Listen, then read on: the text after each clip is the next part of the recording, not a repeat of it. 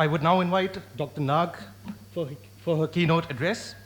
Dr. Sonali Nag is an associate professor of education and the developing child at the University of Oxford and education fellow of Brasenose College. She has curated the unique web resource Lingua Akshara for those working in South and Southeast Asian languages. More recently, she accepted the role of lead and anchor for the oral language and emergent literacy curriculum for early childhood education in the southern state of Karnataka. She is also an honorary member of the Promise Foundation. Dr. Sonali Nag. I'd like to start by thanking the hosts for inviting me. It's a pleasure to come back to Room to Read and to interact with USAID, with who I've had some dealings in the past in a conference on reading interventions, the next generation in CIES a couple of years back. I always worry about words like quality and scale. I'm better at words like tools, programs, and the people involved in teaching children. So my focus in this presentation will be about assessment, about intervention, and about the people who teach all of that. What I hope to cover, as I said, is assessment, intervention, and implementation. My sense is that these are the issues that we need to deal with if we are really thinking about quality at scale. I could have taken a social justice angle. I could have taken an angle of critical pedagogy, but this is the angle that I think I would like to focus on in the 45 minutes I have. To start us with a little bit of a detour, what is literacy learning? What are the processes that it straddles? It's useful to think of literacy learning as straddling two processes. One is about the writing system or orthography, and the other is about the language or the linguistic system. And at the bottom there in Hindi, you have the word for the picture there, which is a chicken or murgi. And basically to be able to understand that particular print in terms of the sound that it maps to and the meaning that that word will give us.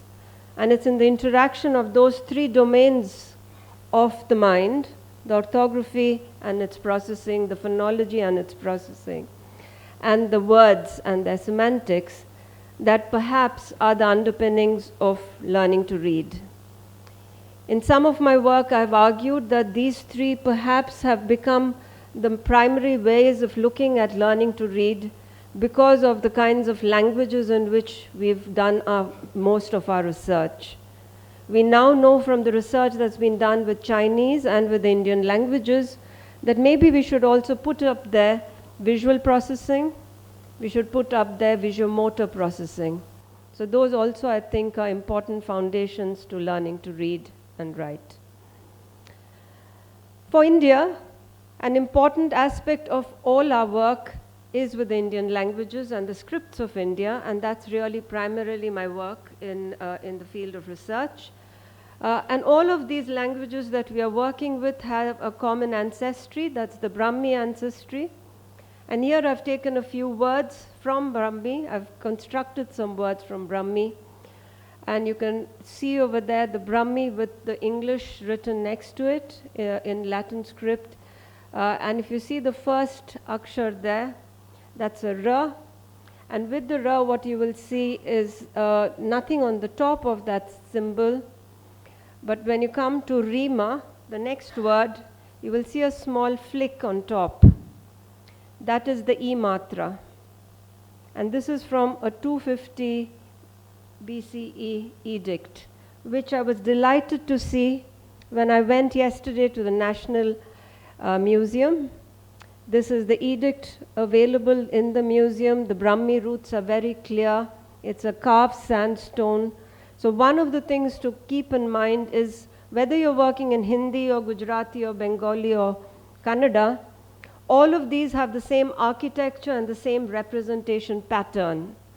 All of these represent sound entirely. All of these represent sound with a base consonant and a matra or a consonant marker. All of these have a way in which they prefer to represent any consonant that follows a vowel, and I'll explain these in a minute. We have another important tradition that has come down the centuries, and that too is captured in this carved sandstone, and that's the first visual over there. It's a carving of a Jataka tale, like the Aesop's fable. India has our Jataka tales. It's a rich tradition of animal and human interaction. This is a story of a bodhisattva who was friends with a crab, and when the bodhisattva was being attacked by a crow and a snake, and in fact felled by them, it was the crab that actually went on to avenge that death. Now, some of these stories don't seem to be friendly for children. I myself find it quite difficult to take on stories from Jataka tales because they are overly moralistic, moralizing all the time to little children who should be looking at the joy of animal and human interactions. But the point of the matter over here is that Orosi was a part of our tradition. And what I find happening today is that Orosi has been reduced to rote memory interactions. So it's become recitation. And what I also find today is that the rich underpinnings of Orosi have got completely diluted into what today we see in classrooms as reciting of not just the Aksharmala or the Barakhadi, but also reciting entire sentences, passages, and everything that comes in between. But in terms of roots, these are our roots, Brahmi and Orosi. Trying to understand the Akshara, and I've put up here the Hindi, one of the things that's very clear is that the Indian Akshara system is a symbol system of multiple markers. Every sound that we utter will find a marking on the Akshara. So if you say ki, then you'll have the ka and the e ki matra, and that can be broken up and put together. So this is a writing system that combines and recombines, and in this way is able to create an endless series of symbols. What that of course means in terms of learning to read is that there are multiple symbols to be learnt. What it also then means is that if you understand the way these symbols construct themselves, if you understand the combinatorial principle, it's quite an efficient system to quickly learn. But whatever it is that we are looking at, it is a writing system that has certain kinds of intricacies to it, which one would miss if one looked only at the surface level of the way the writing system is laid out. So I like to think of the writing system as having surface qualities and as having hidden qualities. Here I'm trying to show you the hidden qualities. I've taken the word halwa, and at the sound level, if you break up halwa into its syllables, which is the second column there, you will find that there are two syllables, hal and va, which basically is represented at the bottom with hal in black and va in red. But the way the Akshara system will represent that is that every consonant that comes after a vowel becomes a new Akshara. So if you see the orthographic breakup or the Akshara breakup of it, it is made up of 3 Akshara, even though it's only 2 syllables. This is a hidden aspect of this writing system, which is called resyllabification. At the bottom, you'll see that the resyllabification means that at the level of language, every Akshara could represent a different level of phonology. It could, for example, her represents the first part of a syllable, la represents the second part of a syllable, and va represents an entire syllable, but that's syllable number 2. So there is mixed mapping of the Akshara to different levels of phonology. This happens whether you're looking at Bangla, whether you're looking at Oriya, whether you're looking at Assamese, whether you're looking at Gujarati, Gurmukhi. It happens in all the languages. What is also important to understand is that oral language is quite important to decode halwa. Because if you decoded halwa just as it's written, you should be saying halava. Because the la, you should have put a halant there to have suppressed the inherent vowel in it. Everybody with me on this? So the halant is not written. The child needs to know the word. So lexicon, semantics, vocabulary, absolutely the driver to decoding that word. And that's the basis of arguing that without oral language proficiency, learning to read cannot go forward. You will only have barking to print. And that's really not what we want happening.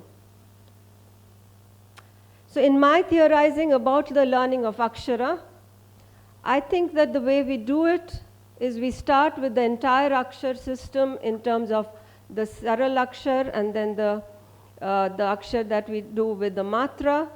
And I think we teach it without breaking it up. So that's why I call it global. That means we teach them as wholes. But very soon we also then start teaching them how to pull it apart, which means we try to teach them to be more analytic about what an Akshara is made up of. Even 5 years back, the way the Akshara was being taught across states in India was really staying at the global level. You were just showing the Barakhadi and you were asking children to map onto the entire Akshara.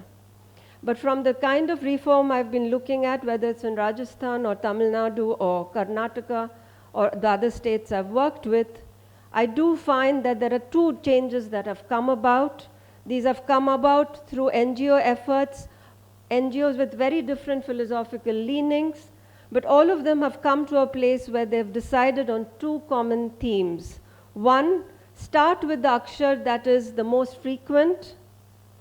Try and put in Akshar that children can then start mixing and matching so that you can have meaningful texts. I think both of these are fantastic move forward. We have moved away from an artificial compartmentalization of the Akshara system into just the consonants with the inherent vowel, the consonants with matra, and then the consonant clusters. One reason for that kind of thinking is because the Akshara system has lots of Akshara, and what I call extensive as a system. If you compare the Akshara system to other languages and other scripts, the more contained systems are the alphabet systems. They have very few symbols. Akshara systems have symbols between 250, that would be Tamil, but if you look at Bangla or if you look at Hindi, the number of Akshara that children have to learn is 400, 500, 600. We've done a review of textbooks in Karnataka and we found 700 Akshara represented in grades 1 to 3. And children are learning this either because the teacher is teaching, but very often teachers stop teaching the Akshara after grade 2. Children are still encountering new Akshara. They are learning to infer it. And those children who can't infer how Aksharas combine are the ones who are then falling behind. So if you want a defining feature of a poor reader or a poor speller, it would be a child who knows lesser number of Aksharas. That's the defining feature. So the teaching of Akshara is usually in this format in many classrooms. You teach the simple Akshara, and then as you go into grade 2 and you go into grade 3, you teach the more complex Akshara. I want to draw your attention to the dotted line. When we assess children, what we find is independent of what teachers teach, a lot of children know Akshara that they commonly encounter. It doesn't matter if it's a complex Akshara.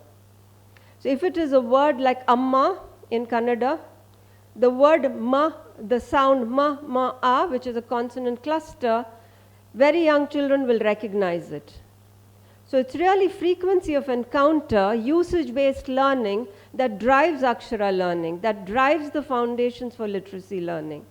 So I do think we should move away from the indigenous, traditional methodology of separating out Akshara into these large clusters to much more to do with frequency-based learning.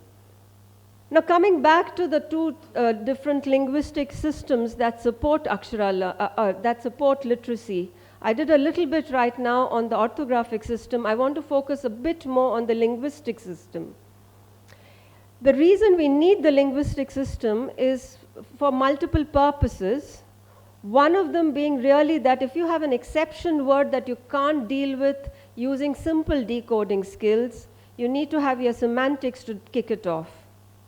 But in the Akshara languages, one of the reasons you need oral language is because you might come across a word where one of the Aksharas you don't recognize, or you're finding it difficult to recognize. And that is really where you would use the kind of writing system that will allow you will use the language to try and decode the word.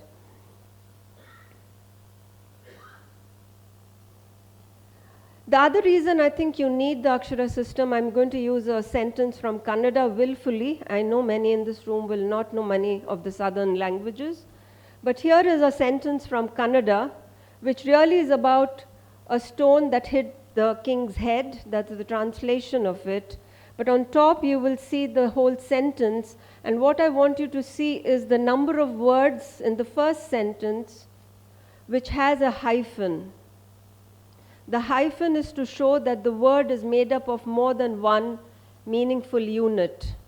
And the ending of those words change the meaning of the root word. These are inflected words. In English, it would be something like saying knife for one knife, and then saying knives for many knives. The S is your inflection. Or to say, I walk, and then if you add the ed, I walked. The ed is an inflection. What's very clear is that children who are good with these inflections are better at decoding and also better at comprehension.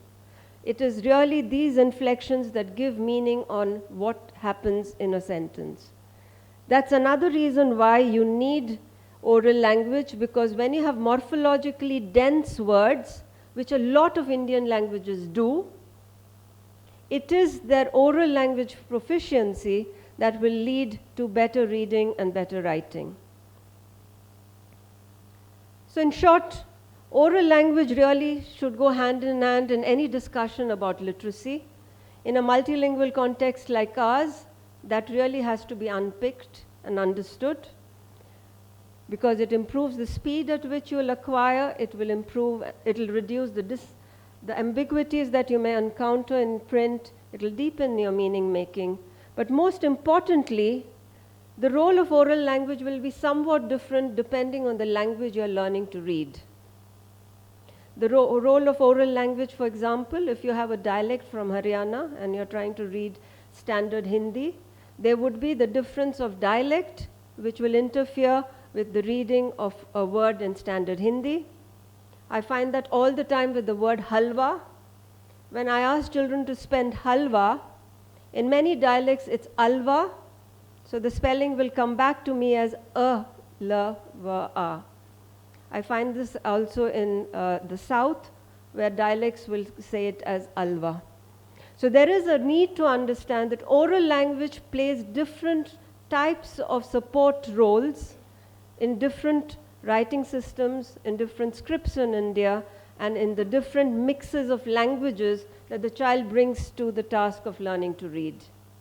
But the underlying universal factor is, if you're learning to read any of the languages that you want to teach, you have to ensure that oral language proficiency gets a lion's share of your teaching time. It's not the reverse, where reading gets the lion's share. It's oral language proficiency that needs to get the main time. So the main takeaway from literacy research then is that multiple skills and knowledge bases underpin learning to read and write, but you need to ensure that you're being language sensitive and writing system sensitive. So when there's a juggernaut like EGRA going across the world, I really worry about how much it's localizing. That, I hope, will be one of the discussion points of today's meeting. So moving now to assessment, which was one of the things I wanted to start with, I will use two sources of information. One is a review that I conducted for DFID a couple of years back. This was from data from 55 countries and 50 languages to see what are the best predictors of learning to read across the globe, but only focusing on the literature coming from low and middle income countries. So these were contextually closer to what we would like to know about than work that's come from the high-income countries. So that's going to be one source. The other source will be my own models of what's happening in terms of learning to read in the Indian languages. And as you can see here, I'm placing the alpha syllabary, which is the Indian language, right in the center there, because it has about mid-level number of symbols, about 400 or 500, and in visual complexity also it's somewhere in the middle, not as visually complex as Chinese, for example, but definitely more visually complex than the Latin script. So let's take one aspect in which we would like to look at learning to read and assessing it, and that would be letter knowledge. Letter knowledge, for example, is a critical part of the Agra battery.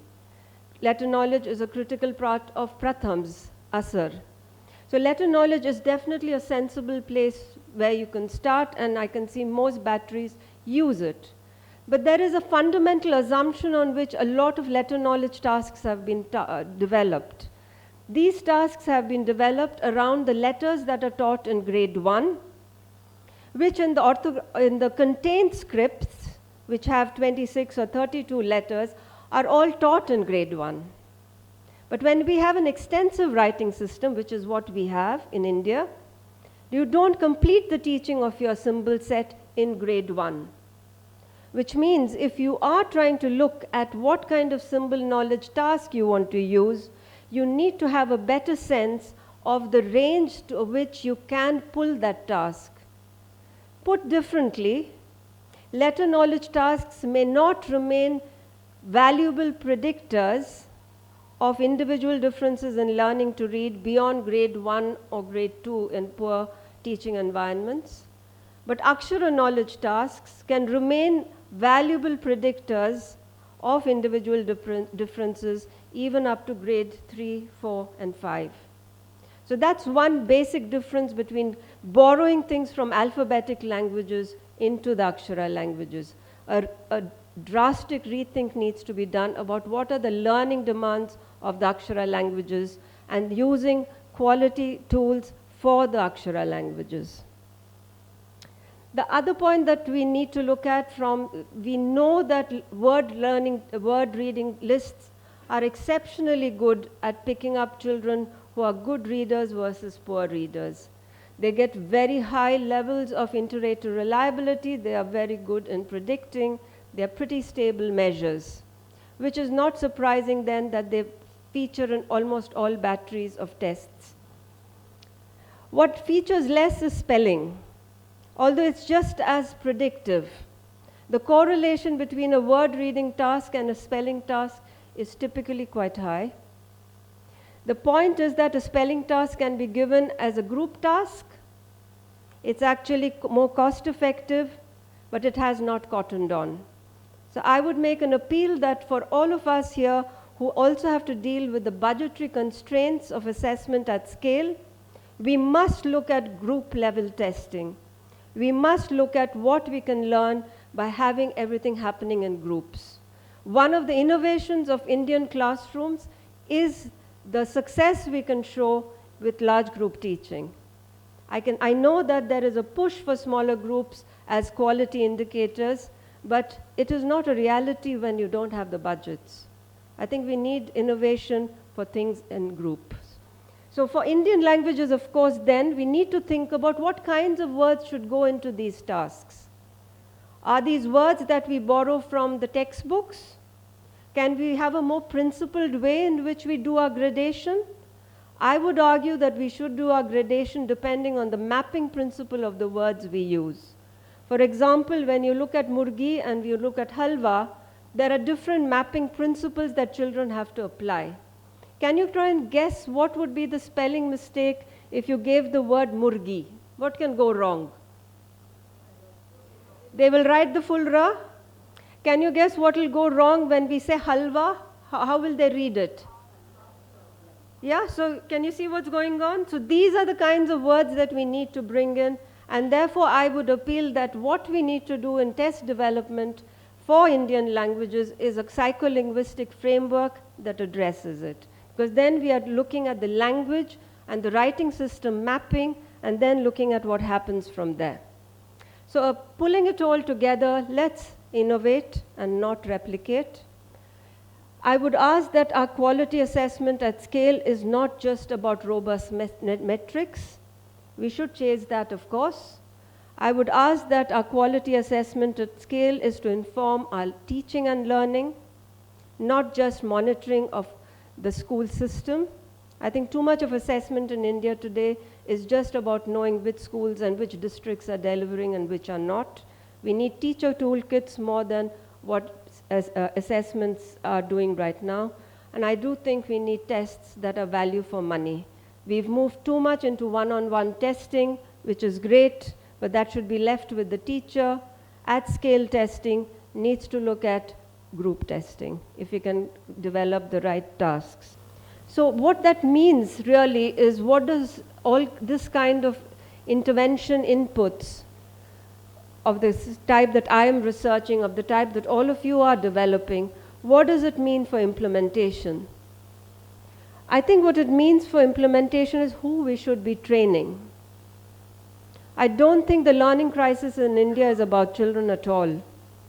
The learning crisis is about the adults who teach children. And that's really what we need to work with. I'd like to start with this visual now. This is, of course, a Varli. The Varlis have this as an iconic way of talking about how interconnected we all are. This is, in fact, a dance. There is a trumpet player in the middle, and then everybody gets together in a coordinated dance. If you look at policy implementation, you might think of it as somewhat similar. There's a call for quality, and then there's everybody who has to dance together. But if the way I look at it is to be followed, which is that language should precede literacy, language should march side by side with literacy intervention, and language should take over when literacy intervention has settled, then really what I'm asking for is a workforce that is highly proficient in language, in the language of instruction. As part of the NCF, the National Curriculum Framework Special Interest Group for English in India, I realized that while there's a groundswell for English instruction in India, we didn't have teachers who could be role models for English instruction. But I would have to say the same thing when I look at, in a tribal area, somebody trying to teach a child the language of instruction, and the teacher doesn't know enough of the child's language. The teacher may not also know enough of the language to simplify it for children. So that's already one big blow to quality implementation in the classroom. The other is the fact that teachers' perception of who is a child, the perception of a child as a thinker, that I think is a crisis point in India, where we don't think of children as people who are really coming into the conversation with ideas. So what collapses very often in any intervention is a very mechanical way in which we transfer whatever we've given in new textbooks. And the third aspect of it is that by instructing in the classroom, we are stamping out home languages. So with all three of that, and teachers do this in different levels, already there are teachers who are not efficient in getting to our dream of quality in the classroom. But there are other players who are messing it up as well. So we have teachers who are not skilled enough, and we have to deal with that challenge. But we have our policy implementers, the education bureaucracy. The bureaucracy that actually is perhaps one of our biggest challenges today. I want to share with you a letter that came to me yesterday from a curriculum reform that I'm anchoring. And this was the letter that sums up this particular trainer's experience of training. The enthusiastic bunch of teachers joined this profession with lots of hope and did their best for 5 to 6 months with whatever intent learning about early childhood learning that they knew. We held a 3-day orientation, but unfortunately could not bring much understanding of the curriculum, structure, and child development. If a government gives us more than 3 days, we are very thankful. There is no budgetary allocation for coordinated, sustained teacher development. The bureaucracy does not actually buy the idea that it is the adult who needs to do the learning. So this is now another possible place where we are getting stuck. The other possible place we are getting stuck is what the parents understand of what we want in the classroom. So while in this room many of us will be advocates of mother tongue education, I think we are fossils in the larger sea where there is a groundswell for English education. We have to be responsive to that. We have to keep in mind children are themselves multilingual. The crisis is really, can we respond to parent requirements with a curriculum that is multilingual? So if we don't, there are many more aspects of this large dance towards quality that's going to be blotted out. But there's more. There's more in the way in which we plan our training programs, but also in the way we plan the hand-holding of teachers. We do not seem to have a monitoring and support system in place. That's a mechanism that I now start seeing as replacing the cascade model of 30 years that India has followed, but we don't quite understand who will mentor the teacher, what is the training we'll give to the person who mentors the teacher, and even if they go in as a mentor, what is it that they will review? Here we found that when mentors went into the classroom, and that's the top paragraph, even if they visited, they checked about the English alphabet and the number, not the language, official language of instruction, which was the local language.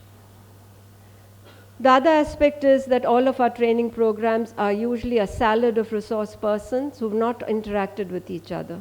So there's no continuity in the messaging that we are giving teachers. So there's even more levels at which we are seeing a dilution. So if we are indeed going to go through this dance towards quality at scale, we need to pull together. I'm proposing that one of the things we need to discuss together is a planning framework from conception of an implementation plan to every member in the bureaucracy who's going to implement it, from the textbook supplier to the supervisor, to the cluster level person, to the resource person, to the diet teacher, to the principal secretary. We need to pull together. I'd like to thank all the people that I've worked with, the children, the families, the communities, all the institutions I've worked with, my collaborators and the multiple languages I've had the opportunity to work with, and my funding partners. We seem to have pulled together in a good dance. Thank you.